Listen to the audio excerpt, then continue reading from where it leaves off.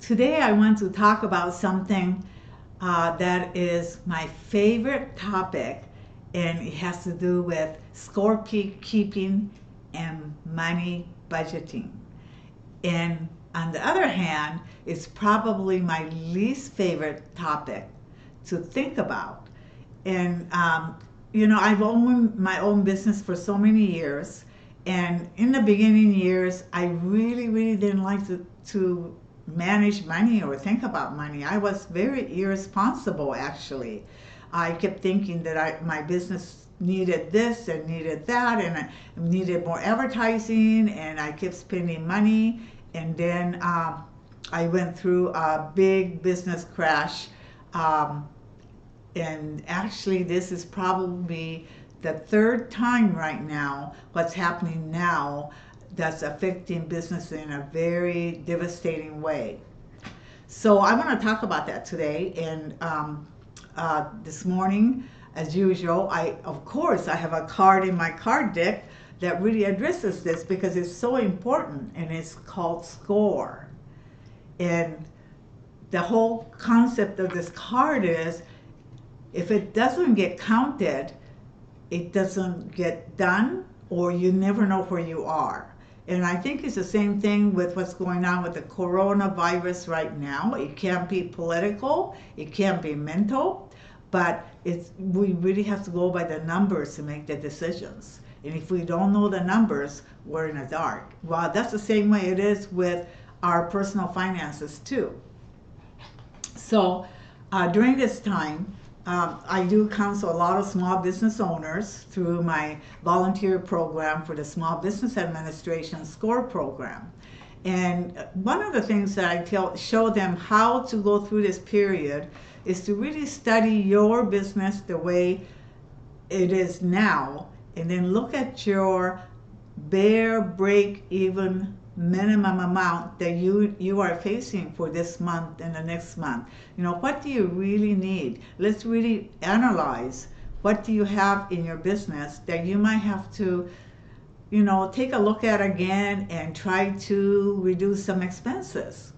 And so we go through their budget, and then we go through line item by line item. What are some of the things that they could really get by without? And then we make a plan on how are you going to make this money in the next month or two to cover your bare minimum expenses. Well, this is the same thing, and I see business and life the same way. And I think that it is now time to really take a look at our own personal finances. And I know for sure, I sure have been doing that because I have been applying for loans and grants and things like that so that I'll be able to reopen my business. And I have to do the same thing. And it's amazing how you feel so much better when you go through this review of yourself, because whether it's good or whether it's not good enough or whether it's not really good, no matter where you are, you just feel so much better because you know exactly how things are and where you have to go to get to where you want to be. So I urge you to take a look at your own personal finances and just scrutinize, line item by line item, and to really ask yourself, do I really need this? Can I cut down? Should I review my insurance program? Should I look to see how I'm spending my money? Should I look to see how I'm saving my money? And I think that when you go through that kind of process, you will feel so much better. And just one little story. Last year, I was asked to be on a Small Business Administration's panel, women's panel, and it was called the $1 Million Women. And I didn't really want to do it because I didn't like the title, but they assured me that it would be worthwhile to be on it and that my expertise is needed. So I did sit on there. And when each member was asked that question about the $1 million, every woman, every business owner did, talked about how much money they made. And it was all about the money that they made in the last year.